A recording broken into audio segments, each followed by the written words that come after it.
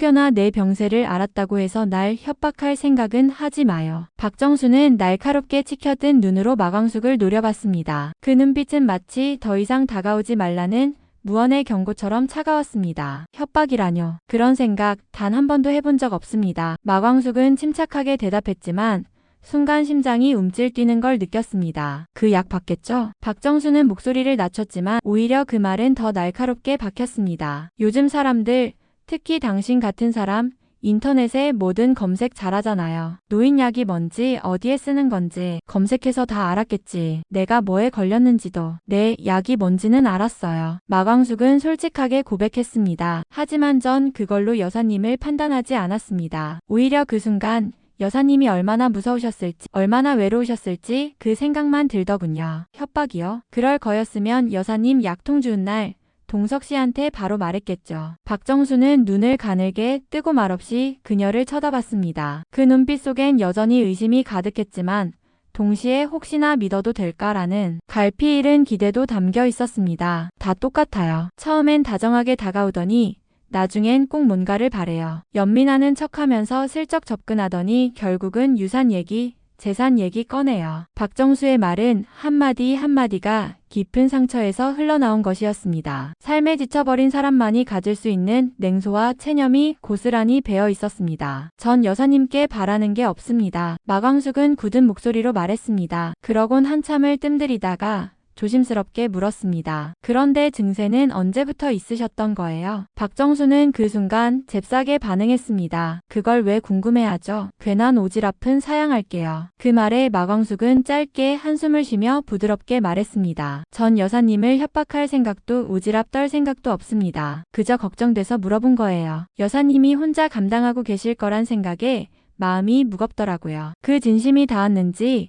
박정수의 어깨가 살짝 내려갔습니다. 그리고 조용히 입을 열었습니다. 얼마 안 됐어요. 사실 이번에 한국 들어온 것도 내 병세를 아이들과 한 회장한테 다 말하고 슬슬 정리하자는 생각 때문이었어요. 근데 예상치 못한 변수가 하나 생겼지. 박정수는 의미심장한 눈빛으로 마광숙을 바라보았습니다. 마치 그 변수가 당신이라는 듯 눈빛에 힘이 실려 있었습니다. 그러셨군요. 마광숙은 고개를 끄덕이며 진심을 담아 말했습니다. 얼마나 무섭고 외로우셨을지 상상이 돼요. 하지만 그 말이 끝나자 박정수는 다시 눈빛을 곧게 세웠습니다. 무슨 속셈인진 모르겠지만 날 불쌍하게 여겨서 다가오려는 거라면 그만둬요. 난 아직 정정하고 남도움 없이도 살 수 있어요. 그래도요, 여사님. 마광숙은 끝까지 물러서지 않았습니다. 혹시나 곤란한 일 생기시거나 한 회장님께 말씀드리기 어려운 일이 있다면 저한테라도 연락주세요. 여사님, 저 여기 연락처 적어놨어요. 급한 일이 생기시면 언제든 주저 말고 연락주시고요. 절대 비밀 지킬게요. 박정수는 잠시 말을 잃은 듯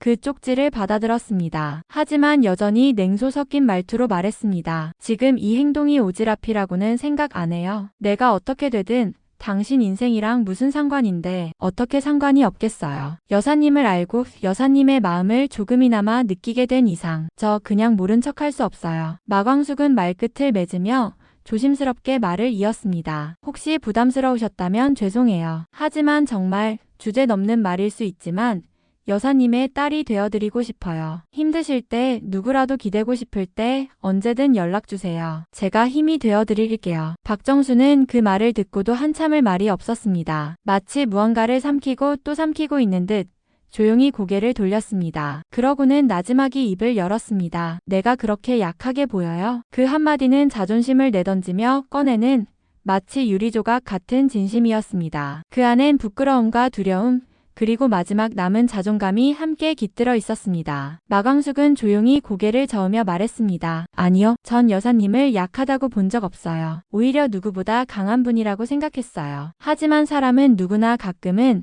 누구든 붙잡고 싶을 때가 있어요. 그게 나약한 게 아니라 인간적인 거죠. 그 말에 박정수는 아주 천천히 고개를 떨궜습니다. 눈가엔 말없이 번지는 물기가 맺혔고 그녀는 조용히 아주 조용히 고개를 끄덕였습니다. 그렇게 두 사람 사이엔 처음으로 따뜻한 정적이 흘렀습니다. 치매도 유산도 결혼 반대도 없었습니다. 그곳엔 오직 마음을 내민 사람과 그 마음을 받아들인 사람 단 2사람만이 존재했습니다. 그날 이후 마광숙은 매일 아침마다 박정수에게 전화를 걸었습니다. 처음엔 망설였습니다. 괜한 간섭처럼 보일까? 박정수가 부담스러워하진 않을까? 하지만 첫 통화를 마친 날 밤 박정수는 짧은 문자 하나를 보냈습니다. 고마워요. 덕분에 오늘은 약을 안 까먹었네요. 그 문자 한 줄이 마광숙의 마음을 단단히 붙잡았습니다. 그렇게 시작된 안부 전화는 매일 이어졌습니다. 여사님, 오늘은 약 잘 챙겨 드셨어요? 오늘 날씨 흐려요. 몸은 괜찮으세요? 병원 예약 잡으셨다던데 몇 시였죠? 제가 모셔다 드릴까요? 박정수는 처음엔 짧게 대답하곤 했지만 어느 순간부터는 말수가 점점 늘어나기 시작했습니다. 새벽에 깼는데 내가 왜 깼는지도 잊어버렸어요. 한참을 멍하니 앉아 있었죠. 이렇게 조금씩 나 자신을 잃어가는 건 아닐까?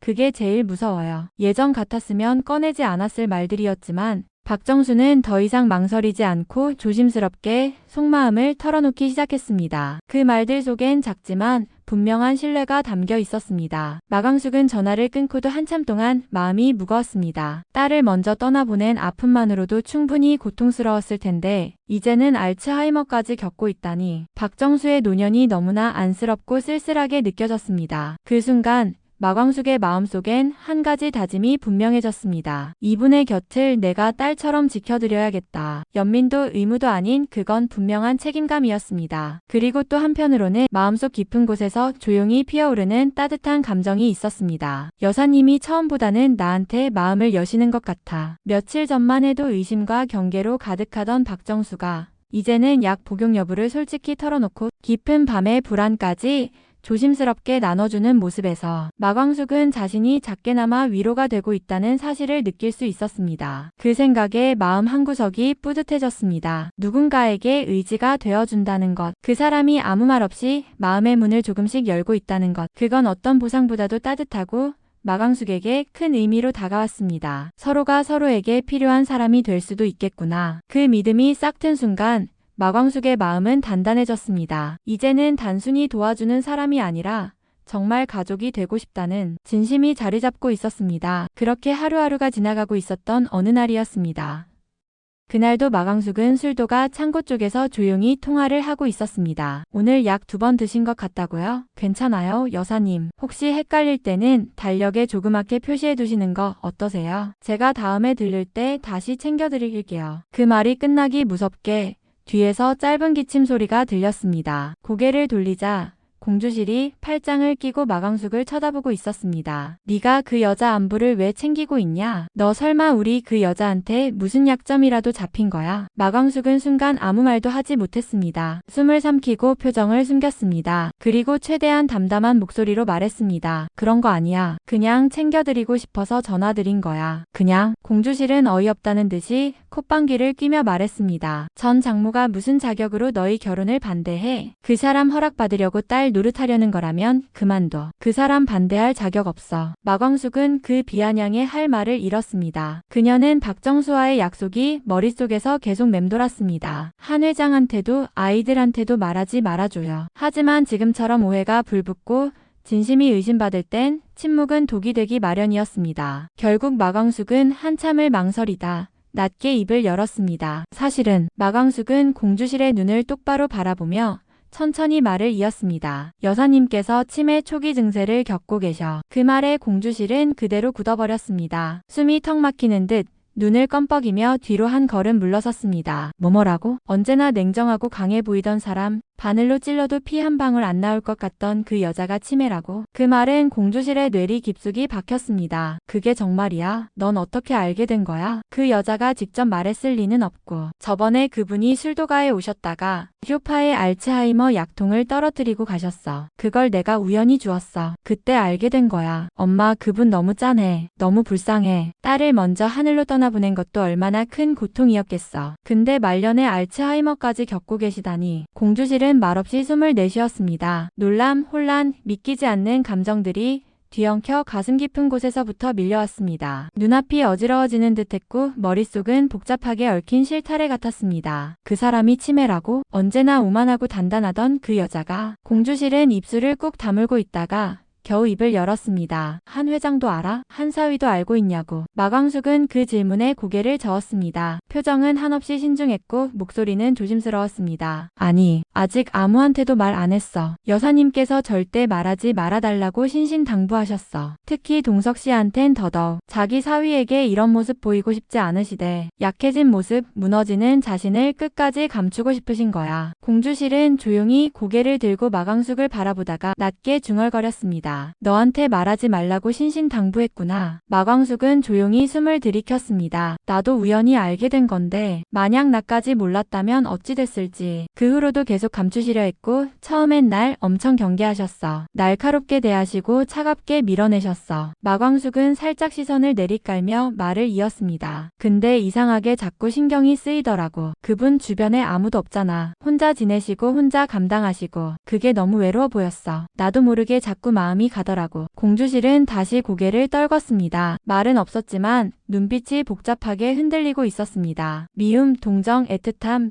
그리고 끝내 받아들이고 싶지 않은 현실이 마음 한가득 엉켜 있었습니다. 마광숙은 조심스레 어머니의 손을 잡으며 다시 말했습니다. 엄마 부탁이야. 이건 정말 엄마만 알고 계셔야 해. 다른 사람들에겐 절대 말하지 마세요. 여사님이 아직 그럴 준비가 안 되셨어요. 그분이 제일 두려워하는 게 바로 모두가 아는 것이에요. 그게 알려지는 순간 그분은 스스로 무너질 수도 있어요. 공주실은 그 말을 듣고도 한참을 말이 없었습니다. 그러다 작게 고개를 끄덕이며 중얼거렸습니다. 알겠어. 나도 엄마니까 그 마음 조금은 알 것 같아. 그리고 한숨처럼 말을 덧붙였습니다. 근데 마음이 너무 복잡하다 진짜. 그 말엔 진심이 담겨 있었습니다. 모순적인 감정들이 물결치듯 지나갔습니다. 공주실은 처음으로 알게 됐습니다. 강하다고 믿었던 사람도 누군가에겐 지켜주고 싶은 존재가 될 수 있다는 걸. 한참을 조용히 있던 마광숙은 고개를 살짝 돌리며 조심스레 말을 꺼냈습니다. 엄마, 사실 처음엔 박 여사님이 한 회장님과 내 결혼을 반대하는 게 억지처럼 느껴졌어. 왜 나를 미워하시나? 왜 이유 없이 반대만 하시나 싶었지. 근데 이제는 조금 알 것 같아. 공주실은 마광숙의 말에 천천히 시선을 돌렸습니다. 마광숙은 말을 이어갔습니다. 그분이 그러셨어. 자신의 상태를 가족에게 알리고 남은 시간 동안 신변 정리를 하려고 한국에 들어오신 거라고. 그런 상황에서 내가 한 회장님 곁에 나타난 거야. 겉으로는 예의 바르게 웃고 있지만 속으로는 재산을 노리는 사람처럼 보였겠지. 마광숙은 씁쓸하게 웃었습니다. 생각해보면 당연했어. 그분 입장에서 보면 난 갑자기 나타난 여자고 사위 곁을 노리는 누군가였을 테니까. 그런데 그런 마음도 모른 채 나는 왜 그분이 나를 미워하느냐고 왜 이유도 없이 날 막대하느냐고 속상해했던 거야. 공주실은 딸의 말을 말없이 들으며 눈을 껌뻑였습니다. 그동안 마광숙이 받았을 서운함도 알았고 그 서운함을 꾹꾹 눌러가며 어른스레 받아낸 마음도 보였습니다. 마광숙은 고개를 숙이며 담담히 말했습니다. 그래서 이제 결혼을 반대하셨던 것도 이해가 돼. 그분도 누군가를 밀어내고 싶어서 그런 게 아니었을 거야. 그냥 마지막 자존심이라도 붙잡고 싶었던 거겠지. 그래서 날 경계하셨던 거겠지. 그 말 끝엔 진심 어린 연민이 담겨 있었습니다. 마광숙은 이제 더 이상 박정수를 미워하지 않았습니다. 오히려 그 마음을 이해하게 되자 묘한 연대감 같은 것이 느껴졌습니다. 그리고 그 이해는 사람으로서 서로를 바라보게 되는 첫걸음이었습니다. 며칠 뒤 병원 진료를 마치고 돌아온 날이었습니다. 마광숙은 진료실에서 나온 박정수의 팔을 살짝 붙잡았습니다. 여사님 많이 피곤하시죠? 오늘 하루 종일 병원에서 긴장하셔서 더 피로하실 거예요. 박정수는 작게 고개를 끄덕였지만 얼굴엔 말 없는 무표정이 스쳐 지나갔습니다. 마광숙은 조용히 병원 입구 벤치에 앉으며 그녀를 바라보았습니다. 오늘 검사 결과는 다행히 큰 변화는 없다고 하셨으니까 당분간은 약만 잘 챙기시면 될 거예요. 이제 조금 안심되시죠? 박정수는 고개를 돌려 먼 곳을 바라봤습니다. 짧은 침묵이 흘렀고 그 끝에 박정수가 낮게 입을 열었습니다. 사람이 아픈 것도 서러운데 말이죠. 네, 그걸 누구한테 말할 수 없을 때가 제일 서러워요. 그 말은 박정수답지 않은 어조였습니다. 항상 단단하고 감정조차 허투루 내보이지 않던 그녀가 지금은 마치 혼잣말처럼 속내를 내보이고 있었습니다. 마광숙은 조용히 그녀의 옆에 앉아 한쪽 무릎을 살짝 돌렸습니다. 여사님 그런 말씀 처음 해주시네요. 박정수는 말없이 고개를 살짝 돌려 마광숙을 바라보았습니다. 처음엔 절 많이 경계하고 또 미워하셨잖아요. 그때 여사님 눈빛 아직도 기억나요. 차갑고 단단했어요. 쉽게는 절대 마음 안 여실 분 같았죠. 마광숙은 잠시 웃으며 조심스럽게 말을 이었습니다. 근데 요즘은 조금 다르신 것 같아요. 조금은 저한테 마음을 여신 거 맞죠? 박정수는 잠시 마광숙의 얼굴을 바라보다가 고개를 돌려 작게 말했습니다. 당신 사람 귀찮게 하는 재주가 있네요. 그 말은 겉으론 투박했지만 그 안엔 묘한 따뜻함이 깃들어 있었습니다. 내가 그렇게 날카롭게 대했는데도 계속 다가오고 기다리고 챙기고, 그게 뭐랄까. 한편으론 참 지긋지긋했고 또 한편으론 말끝이 흐려졌습니다. 박정수는 천천히 말을 이었습니다. 사람이 말이죠. 늙어갈수록 혼자 있는 게 익숙해지긴 하는데 가끔은 그 익숙함이 너무 무서워져요. 근데 당신은 그 빈틈을 말없이 채워줬어요. 억지로 다가오지도 않았고 또 무리하게 끌어당기지도 않았고. 그 순간 마광숙의 눈빛도 조금 흔들렸습니다. 그녀는 잠시 숨을 고르고 조용히 말했습니다. 그랬다면 정말 다행이에요. 제가 한 게 그저 작은 관심 정도였어도 여사님 마음에 따뜻하게 스며들었다면 그걸로 충분해요. 박정수는 작게 웃었습니다. 당신, 내 딸이었으면 꽤 괜찮은 딸이 됐을 것 같네요. 그 말에 마광숙은 눈시울이 살짝 붉어졌습니다. 그녀는 조용히 대답했습니다. 여사님, 지금부터라도 딸처럼 대하시면 돼요. 진짜 피가 섞였는지는 중요하지 않아요. 진심이 섞였는지가 중요한 거니까요. 박정수는 더는 아무 말도 하지 않았습니다. 그저 고개를 끄덕이며 두 손을 무릎 위에 가지런히 올려놓았습니다. 그 손이 아주 살짝 떨리고 있었습니다. 늦은 오후 집으로 돌아온 박정수는 오랜 병원 진료로 피로가 밀려왔지만 마음 한구석은 이상하게 편안했습니다. 저녁이 되어 퇴근한 한동석 회장이 집에 들어서며 박정수에게 다정히 안부를 건넸습니다. 장모님, 오늘 병원 진료는 잘 다녀오셨어요? 병원 다녀오느라 많이 피곤하셨죠? 뭐 병원이라는 데가 다 그렇지. 가만히 앉아있는 것만으로도 피곤하더군. 박정수는 천천히 소파에 앉으며 팔걸이에 손을 올렸습니다. 한동석은 물 한 잔을 건넸습니다. 박정수는 한 모금 넘긴 후 잠시 말이 없었습니다. 그러다 잔을 테이블에 내려놓으며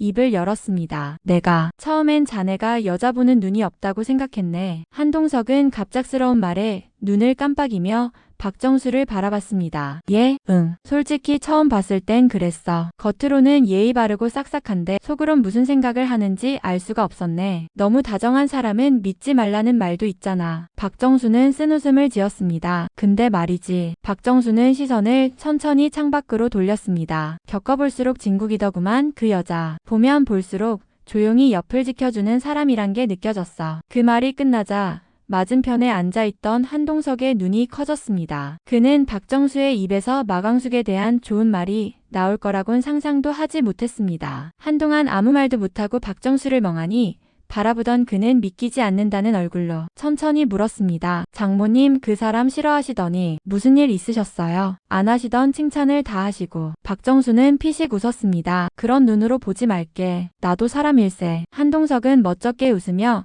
고개를 살짝 기울였습니다. 아니, 그게 아니라요. 그동안은 마광숙 씨 얘기만 꺼내도 눈 흘기시고 그 여자는 안 된다고 단호하게 말씀하셨잖아요. 그런 장모님이 갑자기 칭찬까지 하시니까 제가 놀랄 수밖에요. 박정수는 말없이 잔을 집어들었습니다. 한 모금 넘긴 뒤 조용히 입꼬리를 올렸습니다. 사실 오늘 병원 말인데 마광숙 씨랑 같이 다녀왔네. 네? 광숙 씨랑요? 한동석은 눈을 동그랗게 뜨며 되물었습니다. 그래. 자길 딸처럼 생각해 달라더군. 나는 괜한 오지랖 부리지 말라고 몇 번이나 말렸는데도 병원 가는 날이면 어떻게 알고 찾아와선 묵묵히 옆에 있어주더라고. 한동석은 고개를 끄덕이며 미소 지었습니다. 그게 광숙 씨 매력이에요. 저도 그 매력에 빠지게 되었어요. 처음엔 쓸데없이 오지랖이 심하다고 생각했는데 알고 보면 누구보다 주변 사람들 잘 챙기고 정이 많은 사람이죠. 박정수는 고개를 살짝 끄덕이며 조용히 덧붙였습니다. 그러게 말일세. 내가 처음엔 오해를 많이 했지. 세상엔 말이지 처음 봤을 땐 모르다가 두 번, 세 번 겪을수록 더 괜찮아지는 사람들이 있더군. 그 여자가 딱 그런 사람이더라고. 처음엔 너무 매끄럽게 웃길래 속을 알 수 없는 사람 같았어. 근데 그 웃음 뒤에 사람 냄새가 숨어 있었어. 한동석은 박정수의 말을 조용히 되새겼습니다. 장모의 입에서 그런 말이 나올 줄은 상상도 못했기에 그저 가슴이 뭉클해질 뿐이었습니다. 잠시 정적이 흘렀고 박정수는 다시 말을 이었습니다. 사람 마음이란 게 참 생각보다 복잡하고 또 생각보다 단순한 거더군. 그 말엔 수많은 시간이 녹아 있었습니다. 한동석은 말없이 장모 옆에 앉았습니다. 그 순간 그들 사이에 오래된 벽이 아주 조금 허물어진 것 같았습니다. 박정수는 말없이 잔을 내려놓으며 중얼거렸습니다. 자네 말이 맞았네. 그 여자는 정말 사람을 품는 법을 아는 여자야. 그 한마디가 박정수라는 이름의 오랜 고집이 조금씩 변해가고 있음을 보여주는 증거였습니다. 그리고 그 변화의 중심엔 조용히 곁을 지켜준 한 사람 마광숙이 있었습니다. 드라마 모여라. 오늘 이야기는 여기까지입니다. 끝까지 시청해주셔서 진심으로 감사드립니다. 이 채널의 영상들은 저의 상상력을 바탕으로 구성된 예상 스토리이며 본 드라마의 실제 내용과는 다를 수 있습니다. 오늘 이야기가 재밌으셨다면 구독과 좋아요, 그리고 여러분의 생각을 담은 댓글도 꼭 남겨주세요. 여러분의 응원은 다음 이야기를 만드는 데 큰 힘이 됩니다. 다음 이야기를 더 빨리 보고 싶으시다면 알림 설정도 잊지 마세요. 감사합니다.